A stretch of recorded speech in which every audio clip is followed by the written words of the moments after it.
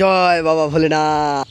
So guys, আমি শান্ত সেন। যেহেতু আজকে শিব পূজা চলতেছে, সেহেতু ওই উপলক্ষে আমি একটি কবিতা লিখেছি শিব পূজার। তো গাইস, চলুন সেই কবিতাটি শুনে আসা যাক।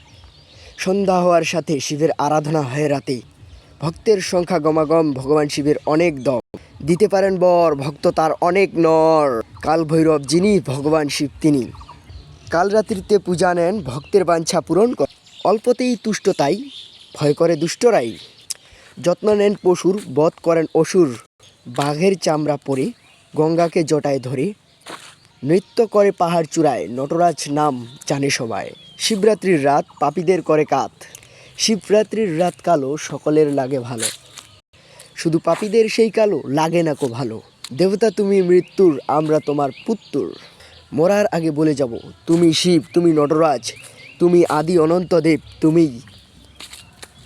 তুমি আদি অনন্ত দেব মহাদেব, তোমাকে নমস্কার করি, শত শত কোটি নমস্কার করি, ওম নমঃ শিবায়। তো গাইস, কেমন হয়েছে কবিতাটি অবশ্যই বলবেন।